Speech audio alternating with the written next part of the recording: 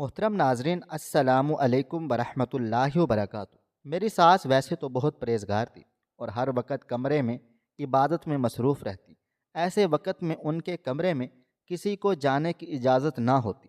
وہ صرف جمعرات کو ہی گھر سے نکلتی۔ مجھے بہت تجسس ہوتا۔ میں نے ایک بار چپکے سے سٹول رکھ کے روشن دان سے جھانک کے دیکھا تو یہ دیکھ کر میرے رونگٹے کھڑے ہو گئے تھے کہ میری ساس تو، میں اس وقت 20 برس کی تھی، امی ابو کی لاڈلی اور اکلوتی اولاد تھی۔ میرا کالج میں آخری دن تھا، اسی وجہ سے میں گھر دوپہر کے 3 بجے آئی تھی۔ تمام دوستوں سے ملنا ملانا، استاد کو الوداع کہنا وغیرہ، اسی میں سارا وقت گزر گیا تھا۔ 3 بجے جیسے ہی گھر میں قدم رکھا تو میری والدہ نے میرے سر پر شور مچانا شروع کر دیا کہ شام کو تمہیں تیار ہونا ہے، کچھ لوگ تمہیں دیکھنے آ رہے ہیں۔ اور میری حالت ایسی تھی کہ امی جان، ابھی تو پڑھائی کا آخری دن ہے اور ابھی سے یہ تماشے آپ نے شروع کر دیے ہیں۔ میری بات سن کر امی جان نے مجھے صرف اتنا کہا کہ بیٹا، تمہیں گھر بٹھا کر نہیں رکھ سکتے نا، بیٹیاں پرایا دھن ہوتی ہیں، انہیں ایک دن اپنے گھر جانا ہی ہوتا ہے، لہٰذا اچھی بیٹی کی طرح تم میری بات مانو اور شام کو اچھے سے تیار ہو جانا۔ مجھے پوری امید ہے کہ تمہارا رشتہ اس جگہ ہو جائے گا اور میری دھی رانی ایک بہترین گھر میں چلی جائے گی۔ اس کی بات سن کر مجھے اچھا نہیں لگا تھا۔ میں انہیں مزید کہنا چاہتی تھی کہ میں ابھی آگے بڑھنا چاہتی ہوں، وہ لوگ میرا رشتہ طے نہ کریں۔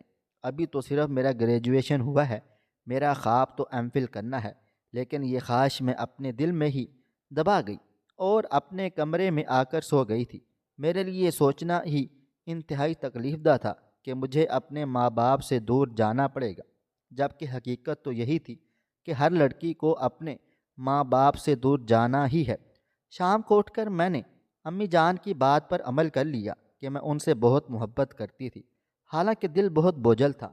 یقین نہیں آتا تھا کہ میری زندگی میں وہ وقت آ گیا ہے جب میری شادی کے بارے میں سوچا جائے گا۔ اسی سوچ کے تحت میں تیار ہونے لگی۔ خود کو آئینے میں دیکھا تو بہت پیاری لگ رہی تھی۔ اسی دوران دروازے کی گھنٹی بجی۔ امی جان نے دروازہ کھولا اور مجھے بھی بلا لیا تھا۔ جو لوگ مجھے دیکھنے آئے ہوئے تھے ان میں ایک نوجوان لڑکی تھی جو مجھ سے 3-4 سال بڑی تھی، اور انتہائی گریسفل لیڈی بھی ان کے ساتھ تھی۔ شاید میری متوقع ساس تھی، میں نے صرف اندازہ لگا لیا۔ ان کے انداز سے تو پتہ چل رہا تھا کہ میں انہیں پسند آ گئی ہوں۔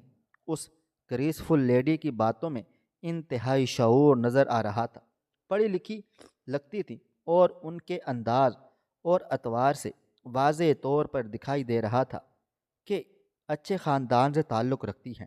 یہی نہیں بلکہ بہت سی دینی باتیں بھی انہوں نے کی تو پتہ چلا کہ وہ بہت عبادت گزار اور متقی بھی ہیں۔ مجھے بھی ان کی شخصیت بہت پسند آئی تھی اور امی جان تو ان کے وارے نیارے جا رہی تھی۔ وہ تو یہی سوچ رہی تھی کہ میری بیٹی کا رشتہ پہلے ہی دفعہ اتنے بہترین گھر سے آیا ہے، انکار کرنے کی کوئی گنجائش ہی نہ تھی۔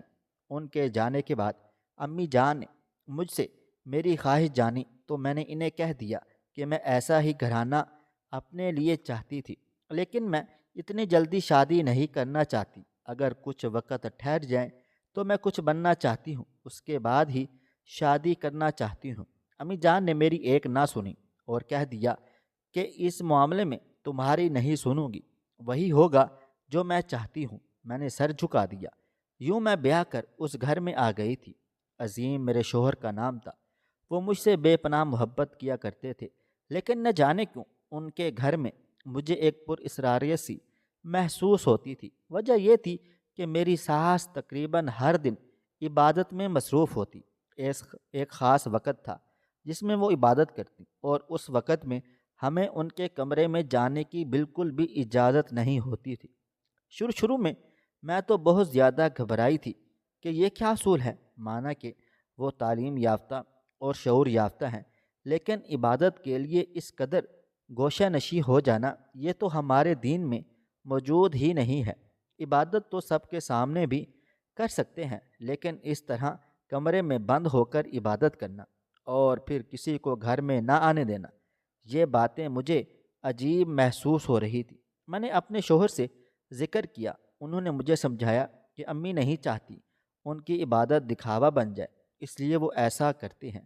ہم لوگ بچپن ہی سے ان چیزوں کے عادی ہیں، اس لیے ہمیں ان چیزوں کی کوئی پرواہ نہیں ہے۔ وہ اپنی زندگی اپنی مرضی سے گزارتی ہیں، کسی کو روک ٹوک نہیں کرتی، اسی لیے ہم بھی ان کے معاملے میں عمل دخل نہیں دیتے۔ ویسے بھی میری ماں عبادت گزار ہے، متقی ہے، اور انہیں کی دعاؤں سے میں پڑھ لکھ کر اس مقام تک پہنچا ہوں کہ تمہارے جیسی لڑکی میرے نصیب میں لکھ دی گئی ہے۔ اس سے زیادہ خوشی کی بات اور کیا ہوگی؟ اچھا کماتا ہوں، گھر چلانے کی بھرپور صلاحیت رکھتا ہوں، یہ سب کچھ میری ماں کی دعا کی بدولت ہے، لہٰذا تمہیں بھی مجھ پر اور گھر پر توجہ دینی چاہیے۔ امی جان کیا کرتی ہیں، کیوں کرتی ہیں، کیسے کرتی ہیں، ان چیزوں پر توجہ نہیں دینی چاہیے، کوئی فائدہ بھی نہیں ہے۔ امی جان بہت زیادہ اپنی حدود کا خیال رکھتی ہیں، نہیں چاہتی کہ ان کی زندگی میں کوئی مداخلت کرے، یہ انہیں بالکل بھی پسند نہیں ہے۔ میرے شوہر یہ سب کہتے ہوئے کافی سنجیدہ دکھائی دے رہے تھے۔ نہ جانے کیوں ان کی باتوں سے مجھے عجیب و غریب سا ڈر لگنے لگا تھا۔ میں نے سوچ لیا تھا کہ میں اپنے کام سے کام رکھوں گی، لیکن میں اپنی تجسس بھری فطرت کا کیا کرتی جو دن بدن مجھے اس بات پر اکساتی کہ آخر میں دیکھوں تو صحیح میری ساس کیا کرتی ہے۔ میں صرف یہ سوچ سکتی تھی، کبھی عمل نہیں کر سکتی تھی۔ ان کا کمرہ سب سے آخری اور کونے والا کمرہ تھا۔ ہمارا گھر بڑا تھا، ہمارا کمرہ پورے 2 کمروں پر مشتمل تھا، اس کے بعد بڑا سا صحن تھا، اور پھر صحن کے بعد والا کمرہ میری ساس کا تھا۔ وہاں وہ صفائی بھی خود کرتی، یہاں تک کہ ملازمہ کو بھی جانے کی اجازت نہیں تھی ان کے کمرے کی جا کر صفائی کرے۔ اگر وہ باہر جاتی تو اپنے کمرے کو تالا لگا کر جاتی۔ میں اکثر اپنے شوہر سے پوچھتی کہ امی جان صفائی کیوں نہیں کرنے دیتی؟ عبادت کے دوران ایسا تھوڑا کچھ ہوتا ہوگا کہ جس کی وجہ سے کمرے میں گندگی پھیل جاتی ہوگی، صفائی تو انہیں ملازمہ کو کر دینی چاہیے۔ ویسے بھی ان کی عمر اتنی نہیں ہے کہ وہ اتنی صفائیاں کریں، کمرہ بھی کافی بڑا ہے۔ کیونکہ ہمارا کمرہ بڑا ہے تو مجھے امید ہے ان کا کمرہ بھی بڑا ہی ہوگا۔ اگر ملازمہ سے نہیں کروانا چاہتی تو مجھے بول دیا کریں، میں نے تو ان کی ہمدردی میں یہ بات کہی تھی، لیکن مجھے کیا پتہ تھا کہ میری یہ ہمدردی میرے ہی گلے پڑ جائے گی۔ اس دن میرے شوہر مجھ سے شدید ناراض ہو گئے اور کہنے لگے، شادی کو 2 مہینے ہونے والے ہیں، لیکن تمہیں مجھ سے زیادہ میری ماں کی فکر رہتی ہے۔ میری ماں کی فکر کرنے کی بجائے میری فکر کرو تو تمہیں پتہ چلے کہ مجھے کیا چیز بری لگتی ہے اور کیا نہیں۔ تمہارا یوں بار بار میری ماں کا ذکر کرنا مجھے بالکل اچھا نہیں لگتا۔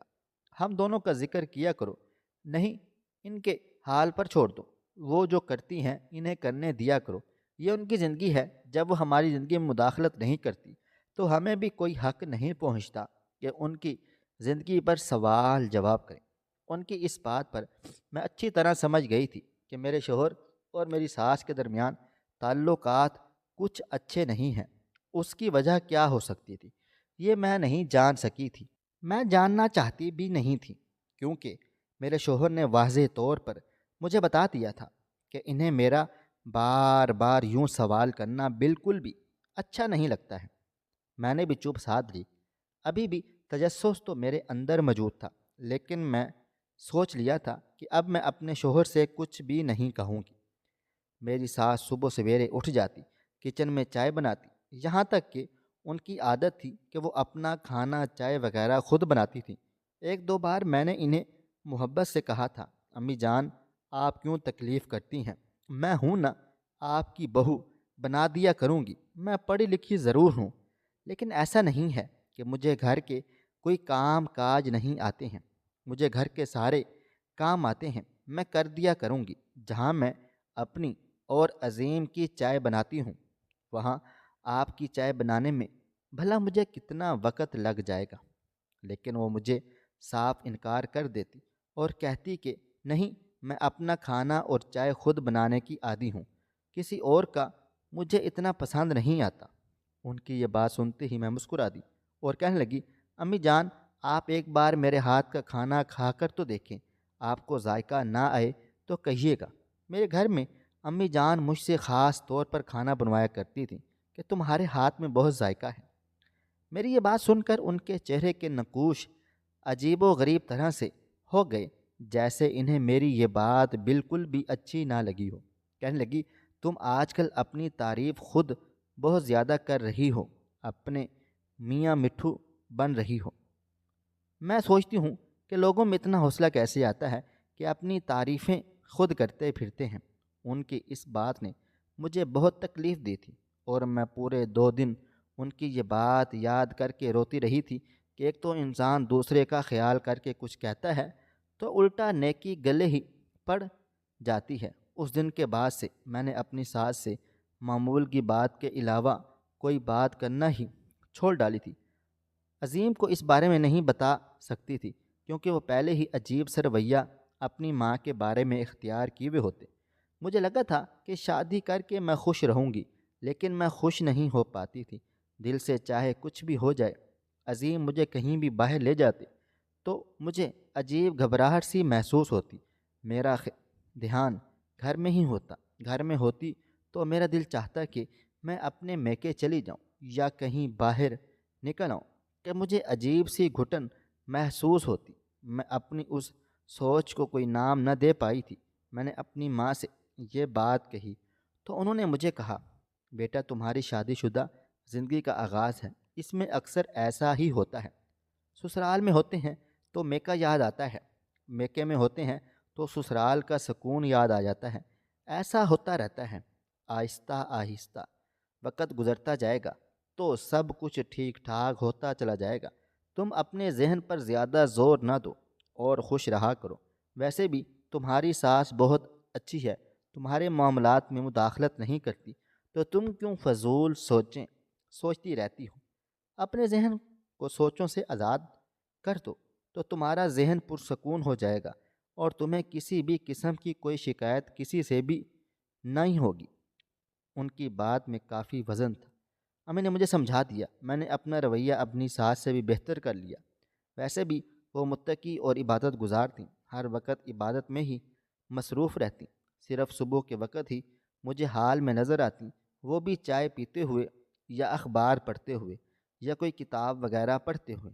اور ایک بات میں نے یہ محسوس کی تھی کہ ان کے ہاتھ میں ہمیشہ تسبیح ہوتی تھی۔ مجھے انہیں دیکھ کر رشک آتا کہ میری جوانی کے اتنے دن گزر گئے، میں نے کبھی اس طرح دل لگا کر اللہ تعالیٰ کو یاد نہ کیا تھا۔ میرا دل بھی ہوتا تھا کہ میں بھی ان کی ساتھ ان کی عبادت میں شامل ہو جاؤں، ان سے کچھ سیکھ پاؤں۔ امی ابو نے تربیت تو بہت اچھی کی تھی اور یہ ساری باتیں بھی سکھائی تھیں، لیکن کچھ انسان کے اپنے ہاتھ میں بھی ہوتا ہے نا۔ ان تمام چیزوں پر اپنی زندگی میں عمل نہیں کر پائی تھی۔ عظیم بھی عبادت گزار تھے، 5 وقت کی نماز پڑھتے اور ذکر اذکار کے لیے بھی کچھ وقت نکال لیا کرتے تھے، لیکن میری ساس کو دیکھ کر تو مجھے واقعہ میں ہی رشک ہی آتا تھا کہ یہ کس قدر نیک عورت ہے، ہر وقت اپنی عبادت کی فکر میں لگی رہتی ہے، اپنی نمازوں کا خیال رکھتی ہے، یہاں تک کہ کمرہ بند کر کے نماز پڑھتی ہیں تاکہ کوئی دکھاوا نہ سمجھ بیٹھے، اور صرف جمعرات کے روز ہی گھر سے نکلتی ہیں۔ اس بات کی خبر مجھے کچھ یوں ہوئی کہ ایک دن مجھے پیٹ میں کافی درد محسوس ہو رہا تھا۔ یہ منگل کا دن تھا، درد دوپہر میں ہو رہا تھا۔ میں اس وقت عظیم اپنے آفس میں تھا۔ میں نے انہیں فون کر کے کہا تو انہوں نے مجھے کہا کہ تم دوائی لے لو تاکہ تمہیں آرام آ جائے، کہیں درد بڑھ نہ جائے۔ ان کی بات سن کر میں نے ان سے کہا، میں امی جان کو کہتی ہوں وہ میرے ساتھ دوائی کے لیے چلیں۔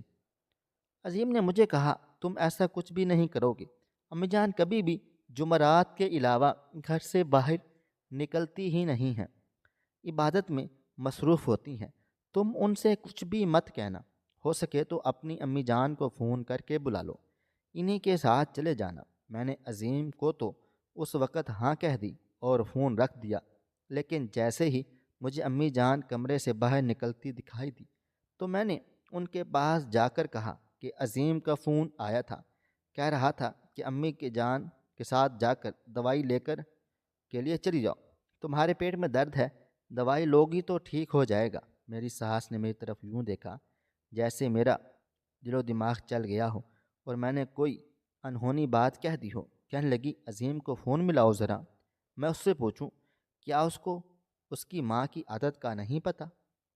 پتہ ہے کہ میں جمعرات کے علاوہ گھر سے باہر نکلتی ہی نہیں ہوں۔ کیا وہ پاگل ہو گیا ہے؟ میں نے اس سے پہلے اپنی ساس کو غصے میں کبھی نہیں دیکھا تھا، تو میں نے اچانک سے بات بنا لی کہ میری عزت رہ گئی، ورنہ ایک بار پھر سے میں اپنی شوہر کی نظروں میں گر کر رہ جاتی۔ حالانکہ بات اتنی بڑی نہیں تھی جتنا بڑا میری ساس نے بنا لیا تھا۔ میں نے ان سے کہہ دیا شاید عظیم نے میری امی جان کا کہا ہوگا اور مجھے سننے میں غلطی ہوئی ہوگی۔ کوئی بات نہیں، آپ مصروف ہیں تو میں اپنی امی کے ساتھ چلی جاتی ہوں۔ مجھے نہیں پتا تھا کہ آپ جمعرات کے علاوہ گھر سے باہر نکلتی ہی نہیں ہیں۔ میں آپ سے معذرت خواہ ہوں۔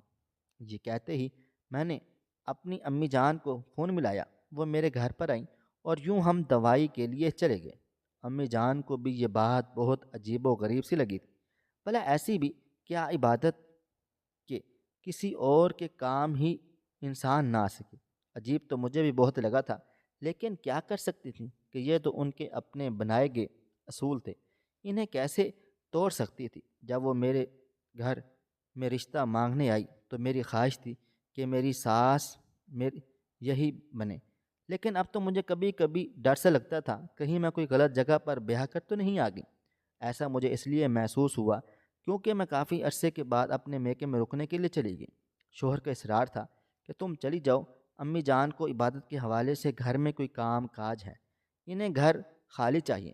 پہلے تو میں ان کی بات پر چونک اٹھی کہ ایسی کون سی عبادت ہے جس میں انہیں گھر کو خالی چاہیے ہے، لیکن پھر اپنی زبان بند کر دی کہ میرے شوہر کو اس بارے میں بات کرنا پسند نہیں تھا۔ شادی کو 6 مہینے ہوئے تھے۔ ان 6 مہینوں میں پہلی بار میں امی جان کے گھر رکنے آئی۔ وہاں امی جان کی ایک پرانی جاننے والی آئی اور انہوں نے مجھے دیکھ کر کہا تم نے اپنی بیٹی کی شادی کر دی؟ کون سے خاندان میں کی ہے؟ امی جان نے جب انہیں میری ساس کے بارے میں بتایا تو وہ ایک لمحے کے لیے وہ خاموش ہو گئی اور مجھے دیکھ کر کہنے لگی بیٹا سب کچھ ٹھیک ٹھاک ہے نا؟ کہیں تمہیں کوئی مسئلہ مسائل تو نہیں رہا؟ کوئی الجھن تو نہیں؟ اگر ایسی کوئی بھی بات ہو تم دیکھو تو اپنی ماں کو ضرور بتانا۔ میں نے ان کی یہ بات سنی تو ان سے پوچھا آنٹی آپ ایسے کیوں کہہ رہی ہیں؟ کیا آپ کو اس خاندان کے بارے میں کچھ علم ہے؟ بلکہ میں انہیں کہنا چاہتی تھی کہ یہ خاندان مجھے ایک پر اسرار سا خاندان لگتا ہے، لیکن میں انہیں کہہ نہ پائی کہ اس خاندان سے اب میں جڑ گئی تھی اور اس خاندان کی برائی کرنا میری اپنی برائی کرنے کے برابر تھی۔ اس عورت نے اس بارے میں مزید بات نہ کی اور موضوع بدل دیا تھا، لیکن میری سوئی ایک ہی جگہ اٹک کر رہ گئی تھی۔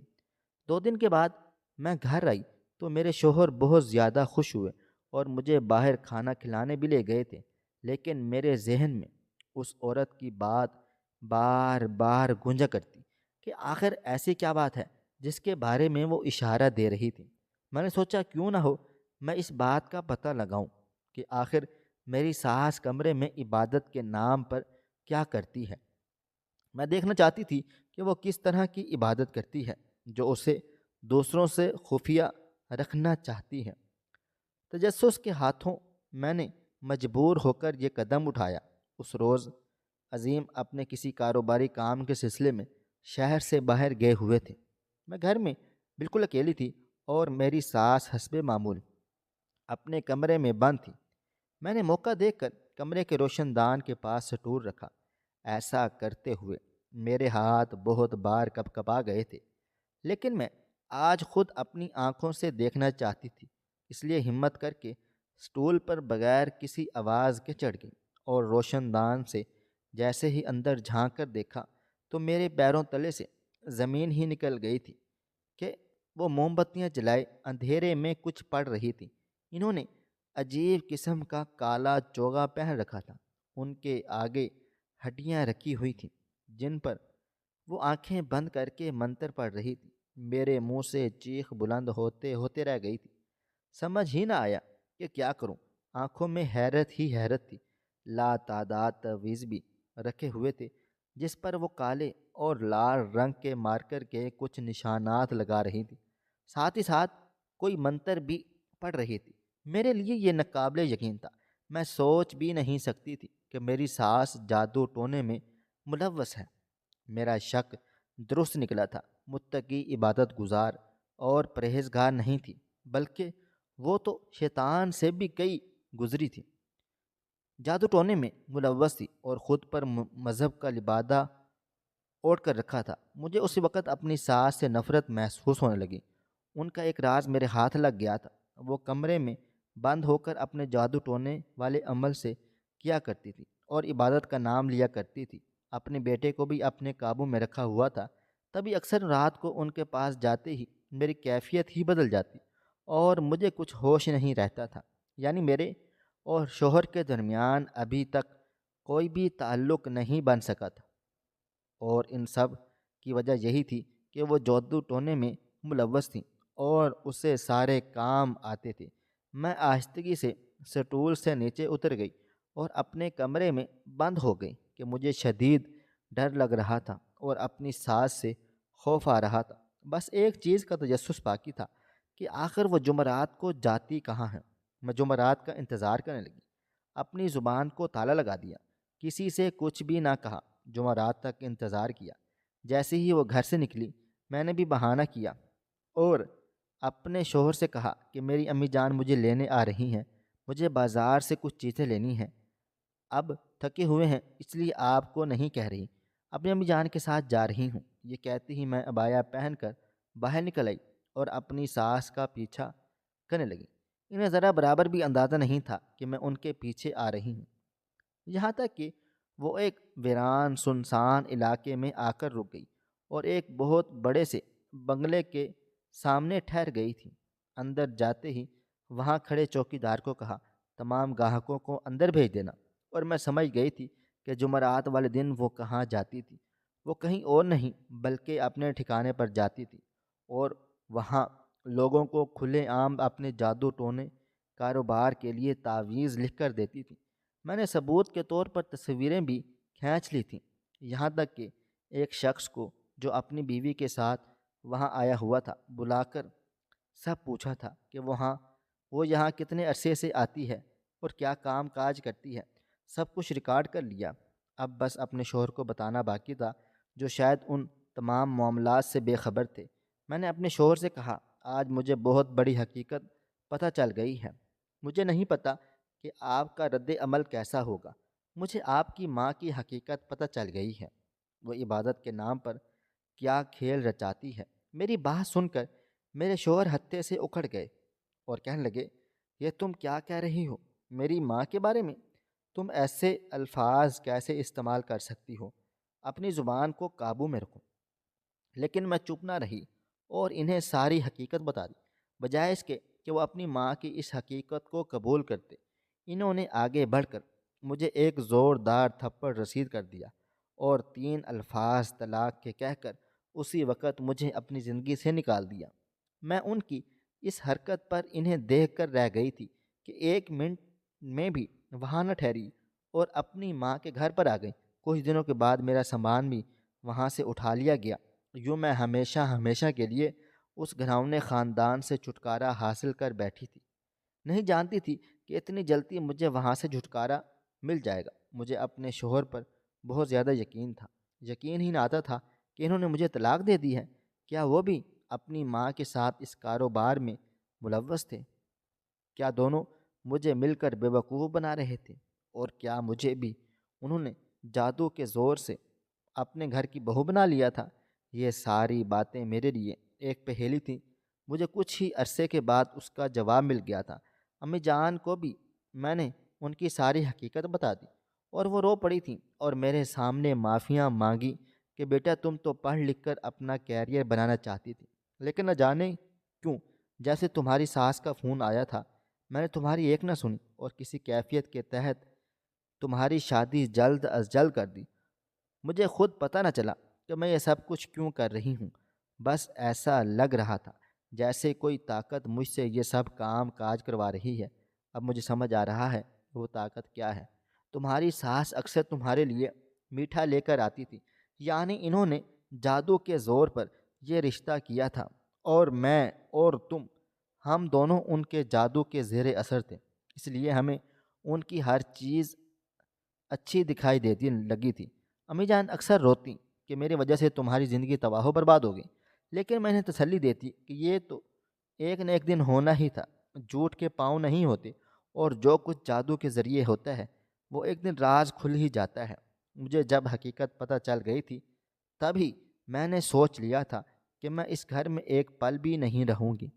عظیم نے میری مشکل آسان کر دی اور مجھے اسی وقت طلاق دے دی، ورنہ میں ایسے گھر میں بھلا کیسے رہ سکتی تھی جہاں لاکھوں لوگوں کی زندگیاں تباہ و برباد کی جاتی اور ان کی زندگیوں میں زہر گھول دیا جاتا تھا۔ بھلا میں ان کے درمیان کیسے رہ سکتی تھی جو حرام کاموں میں ملوث تھے، دین اسلام سے ہی خارج ہو چکے تھے۔ میرا تو ان سے نکاح ہی ٹھیک نہ تھا۔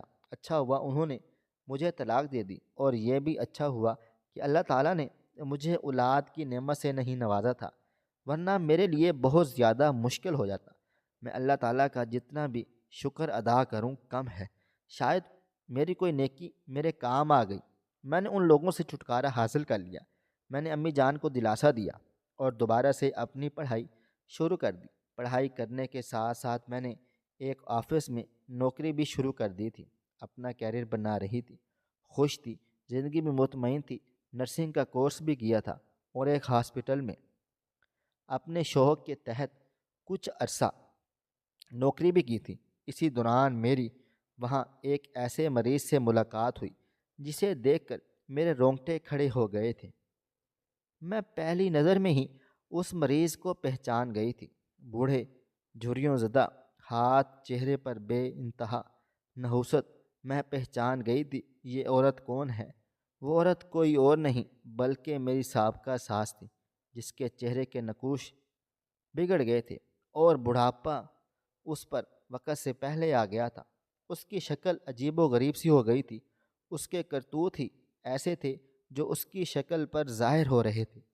وہ شدید تکلیف میں تھی، یہاں تک کہ کوئی بھی ڈاکٹر اس کے پاس جانے کے لیے تیار نہ تھا۔ میری ڈیوٹی وہاں اس وارڈ میں لگائی گئی تو میں بھی کانپ کر رہ گئی تھی کہ اس کی حالت ایسی تھی کہ پتھر سے پتھر دل انسان بھی عبرت حاصل کیے بغیر نہ رہتا تھا۔ میں نے آگے بڑھ کر انہیں کہا، آپ توبہ طائب کر لیں۔ اللہ تعالیٰ کے پاس جاتے وقت کم از کم یہ احساس تو ہوگا کہ توبہ کی ہوئی ہے۔ لیکن یہ سب دیکھ کر میں حیران و پریشان رہ گئی۔ ان کی زبان حرکت نہیں کر رہی تھی، بالکل ایک جگہ جیسے جم سی گئی تھی۔